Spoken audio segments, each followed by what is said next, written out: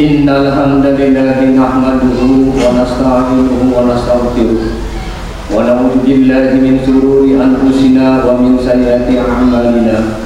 May yahdihillahu fala mudilla lahu wa may yudlil fala hadiya lahu.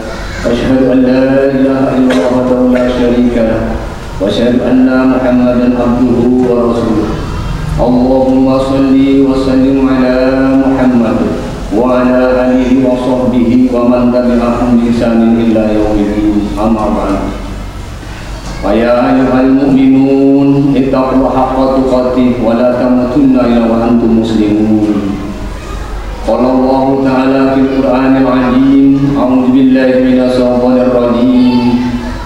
Ya ayyuhan nafsul mutmainnah irji'i ila rabbiki radiyatan mardiyah fadkhuli fi ibadi wadkhuli jannati.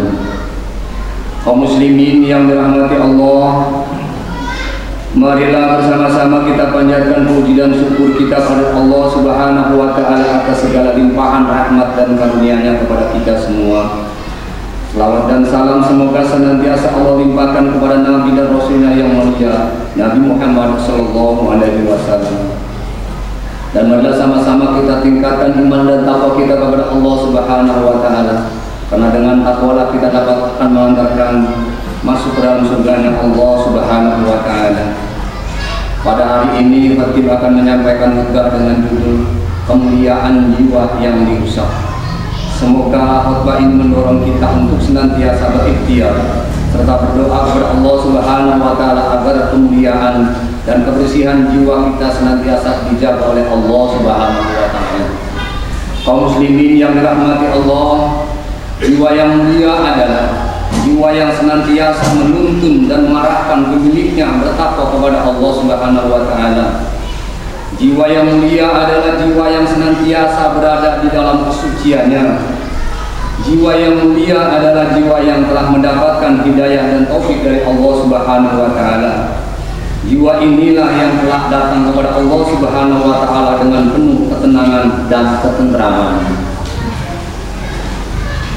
Sedangkan yang dimaksud dengan taufik adalah sesuatu yang diciptakan Allah Subhanahu wa taala yang mendorong dan mempermudah seseorang untuk melakukan ketaatan dalam beribadah kepadanya. Dan itu adalah karunia Allah Subhanahu wa taala yang teramat mulia. Sungguh pun demikian, manakala pintu taufik ditutup, maka kemuliaan hati yang menjadi kebutuhan kita itu akan menjadi rusak dan terterdai. Syekh Saleh bin Abdullah bin Humaid mengutip perkataan dari seorang alim, Sakib bin Ibrahim. Beliau berkata bahwa pintu taufik ditutup bagi seseorang karena beberapa sebab. Yang pertama, sibuk dengan nikmat namun lupa bersyukur. Semua kita sebagai hamba Allah Subhanahu wa taala yang beriman sangat menyadari betapa banyaknya nikmat karunia Allah Subhanahu wa taala yang telah diberikan kepada kita. Karena itulah kita pantas banyak bersyukur kepada Allah Subhanahu wa taala atas segala nikmat itu.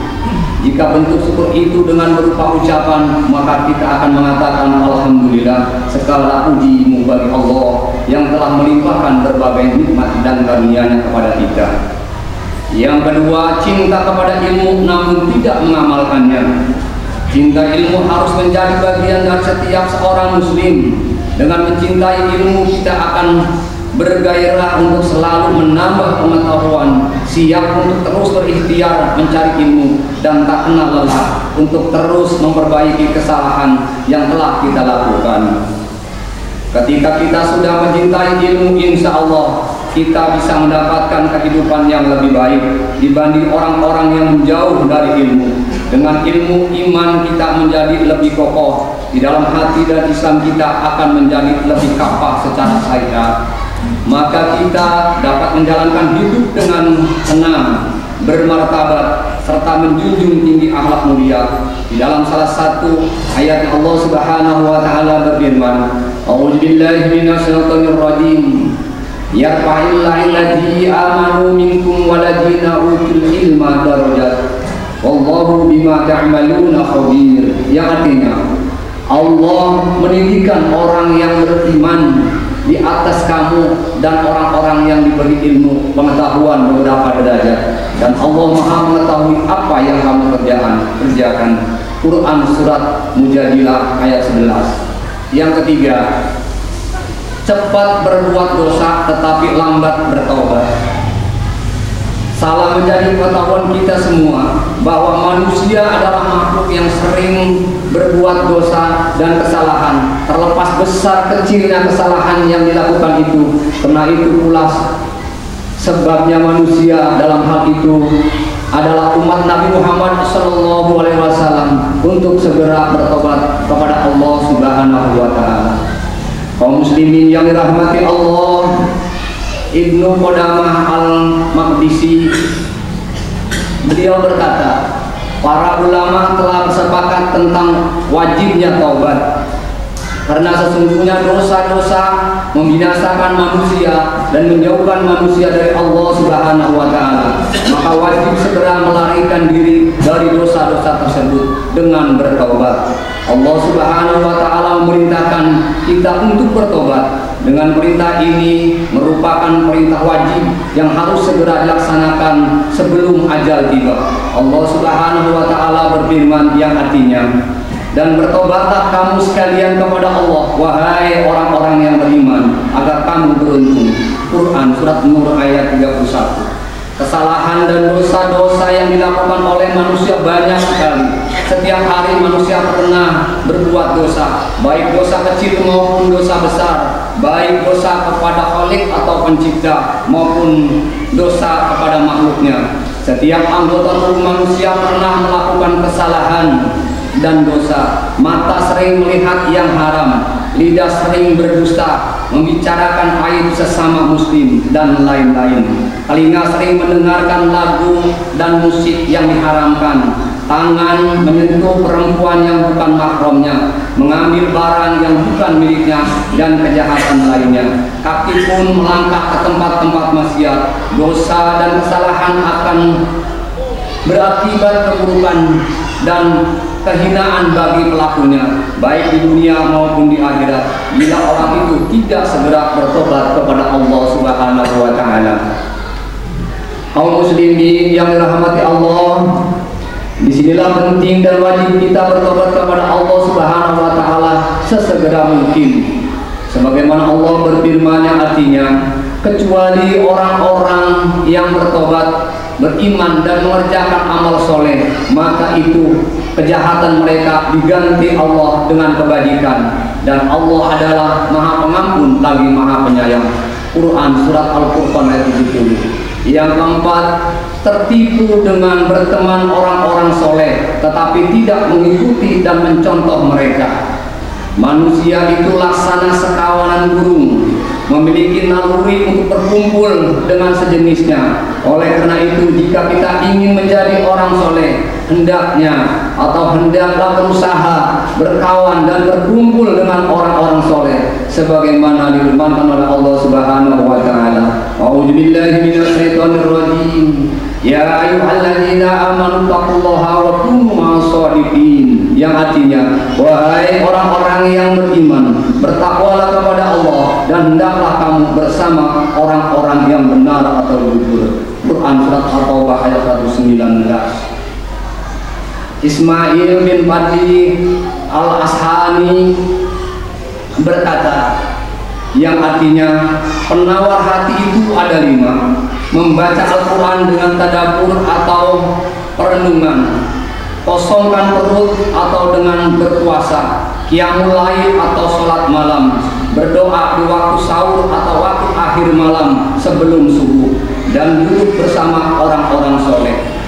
Dengan demikian, berteman dengan orang-orang soleh adalah perintah syariat yang agung ini. Hanya saja tidak cukup dengan berteman semata, tetapi bagaimana pertemanan dan persahabatan dengan orang-orang soleh itu berdampak pula kepada kepribadian kita, ikut serta dalam kesolehan mereka.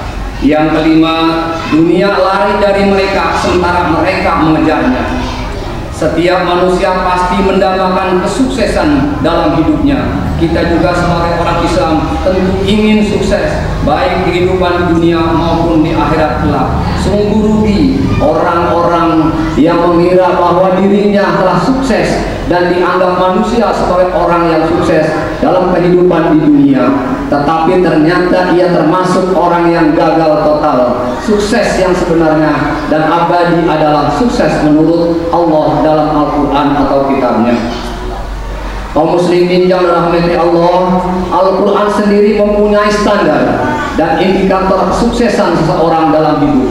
Sukses menurut Al-Quran tidak terletak pada banyaknya properti, uang, lahan bisnis, kekuasaan atau popularitas, tetapi ditentukan pada kehidupan manusia kelak pada hari kiamat, sebagai firman Allah Subhanahu wa taala yang artinya tiap-tiap yang berjiwa akan merasakan mati, dan sesungguhnya pada hari kiamat sajalah disempurnakan pahalamu. Barang siapa yang dijauhkan dari neraka dan dimasukkan ke dalam surga, maka sungguh ia telah beruntung.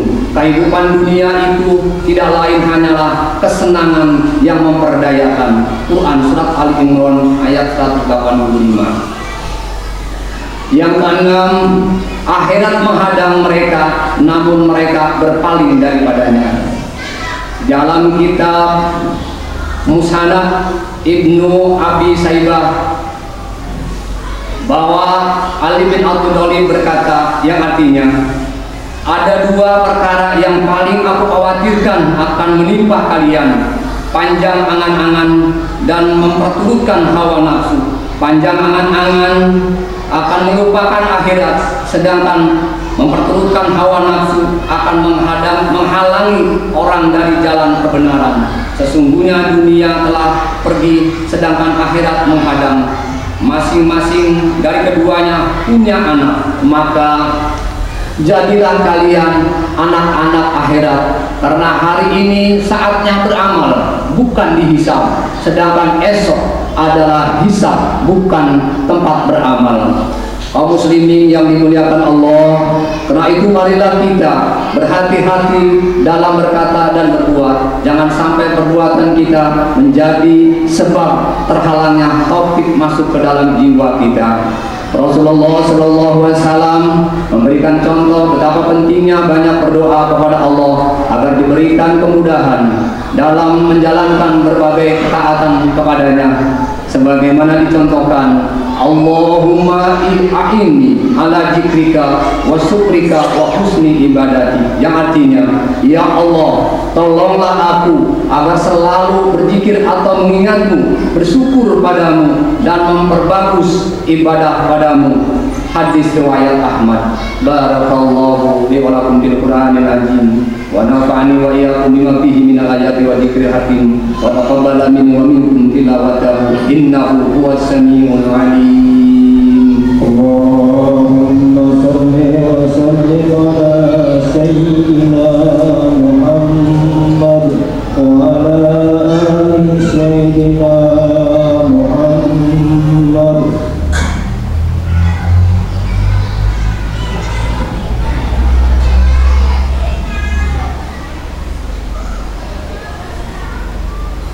Innal hamdalillahi nahmaduhu wa nasta'inuhu wa nastaghfiruh wa na'udzu billahi min shururi anfusina wa min sayyiati a'malina.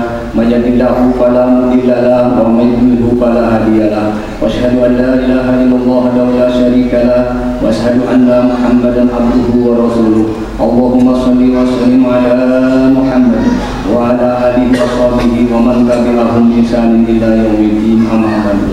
Faya ibadallah usikum wa nafsi bitaqwallahi faqad muttaqun. Wa qala Allah ta'ala fi kitabil karim, innallaha wa malaikatahu yusholluna 'alan nabi ya ayyuhalladzina amanu shallu 'alaihi wa sallimu taslima.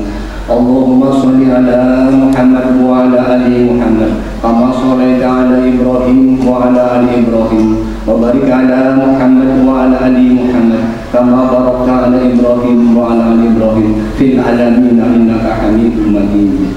Allahumma ighfir lil muslimina wal muslimat wal mu'minina wal mu'minat al الأحياء منهم والأموات اللهم إنا نعوذ بك من عذاب جهنم ومن عذاب القبر ومن فتنة المحيا والممات ومن فتنة المسيح الدجال اللهم أرنا الحق حقا وارزقنا اتباعه وأرنا الباطل باطلا وارزقنا اجتنابه ربنا هب لنا من أزواجنا وذريتنا قرة أعين واجعلنا للمتقين إماما ربنا آتنا في الدنيا حسنة وفي الآخرة حسنة وقنا عذاب النار عباد الله إن الله يأمر بالعدل والإحسان وإيتاء ذي القربى وينهى عن الفحشاء والمنكر والبغي يعظكم لعلكم تذكرون فاذكروا الله يذكركم ولذكر الله أكبر